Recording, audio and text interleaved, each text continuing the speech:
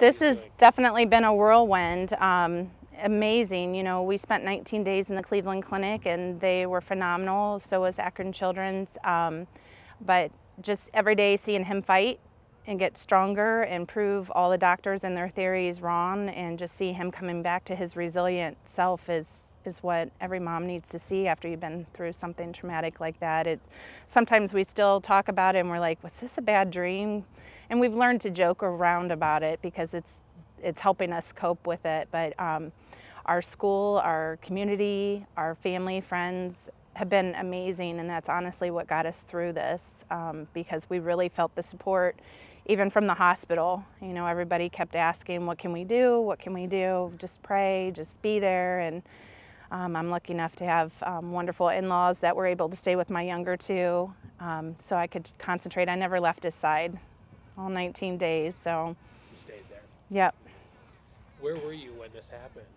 I was actually downtown Akron, so it was a blessing in disguise that day because I'm in sales, so I go all over, and I happen to be in Akron, and I give a lot of kudos to Bill. When he called me, I saw it was a school number on my cell phone. I'm like, okay, what's going on? And he called and he said, Mrs. Perkins, this is Bill Conley. Caleb took a fall at track and we're taking him by ambulance. And at first he had told me to the Akron Health and Wellness Center, and then called me back and said that they were going to take him to Children's. And I figured maybe he broke a leg or something. I don't know. He never has before, but I figured it had to be, you know, pretty bad if they were taking him by ambulance. But I'm really happy he didn't tell me exactly what had happened. So you didn't know? No, I had no idea. I called my husband, told him I'd meet him at the hospital, and I didn't know anything until I got to the hospital. Did he know, or did you just No. repeat what you had heard? Yep. So then what happens when you get to the hospital? That was horrible. I met the chaplain in the waiting room right outside of the ER, and I could hear loud moaning, and they walked us in, and I saw Caleb and I saw the doctors working on him, and it was a really hard sight to see as a parent, because he wasn't awake, but he was moaning really loud and his body was coming off the table, and I don't know if that's part of the pain or if that's him trying to wake up. I'm not really sure. It was really confusing, but amazing. Everybody did everything right. They were, you know, they were putting all kinds of tubes and IVs and everything in him, and they just reacted so fast. So as a parent, it was very scary, but they did everything right. They were just trying to get him to sleep and to calm down so his heart could rest, and that's what they were doing. And did you know at that point that he was out of the woods, or it was still kind of? The doctor was really great. He talked to me the whole time and kept telling me, either he or one of the nurses was telling me exactly what they were doing, and that's what I needed to know, because when you're seeing that sight, you don't know what to think. And they were really good about explaining everything. They said that they were trying to get him to sleep to help his heart rest, because at that point his heart, you know, was not in good shape, and they just needed to get him calmed down. And then what did they tell you long term? What was the diagnosis, or was there? They didn't really say too much at Children's. I just knew that they kept working on him. Their biggest thing was just to try to get him to sleep, and his body kept wanting to wake up. And they said that there's two types of people when they give the medicine. Some people can take it and sleep for hours. Caleb's so healthy, and he's not used to having any of this in him, and he just kept wanting to fight it off and wake up because he is so healthy. It was just going through his veins very fast. So they just told me that they needed him to sleep to calm him down, and other than that, it was kind of a blur. I held his hand. I never left his side. They just worked around me. And then they told us that we were going to need to go to Cleveland Clinic to have a biopsy done. It's a biopsy that Akron Children's cannot do. So they told us that they were going to transport us to Cleveland Clinic, and that's really all I knew. And then eventually they said what? What was the diagnosis down the road, or did they know? Yeah, they went through a couple things. They said it could either be an infection, you know, because sometimes you can have like strep or something that can go to your heart, and I think that's what they were kind of hoping for, because that's the easiest one to heal. But they ruled that out when they did an MRI and they did the biopsy, and they took tissue from his heart and realized that this is not an infection. It's a lot worse than that. They originally were telling us that it was dilated cardiomyopathy, because his heart was so big and it wasn't pumping properly. And then they told us that he had to be in the self-induced coma so his body can rest, and they could kind of, you know, take care of him and help him get better before he woke up, because we couldn't let his blood pressure was off the charts. It was really scary. They were talking about a transplant at first, and we really didn't know what to think.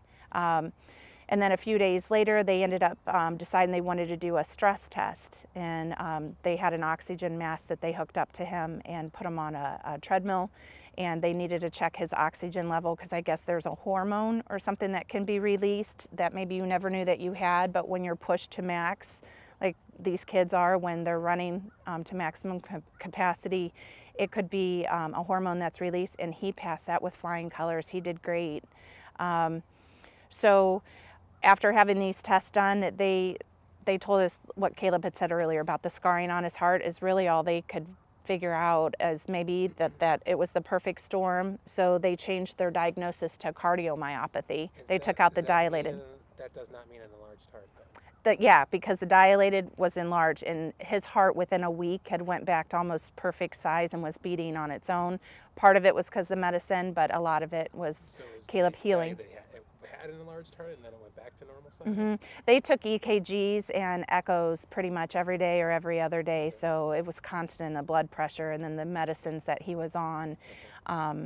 Yeah, so that's kind of their final diagnosis, but right away, you know, every doctor was telling us it may never happen again, but we can't take a chance of it happening again, and they suggested putting the ICD in.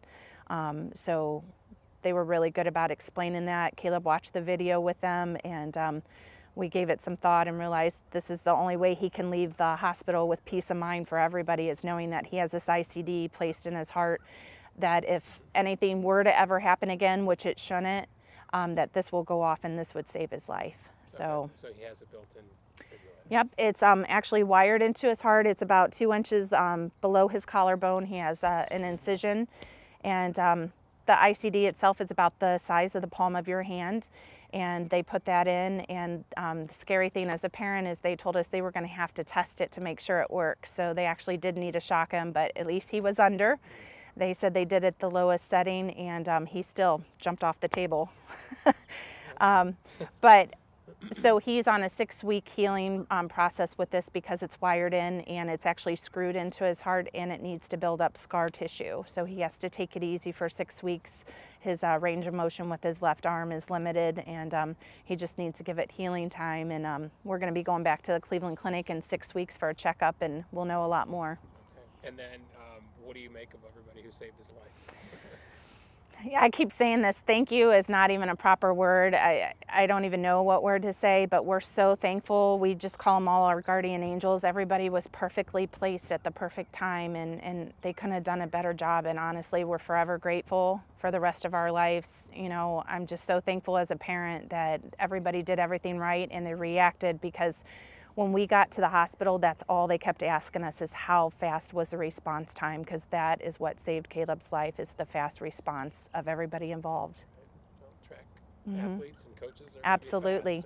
Even the paramedics, we talked to them later on, and they had to do their part, but they still gave all the kudos to the coaches and the athletic trainers for doing that, because that's what revived him, and that's what saved his life. Absolutely. An even bigger difference too. The AED. Yep. Yep, he was at the right place at the right time, that's for sure.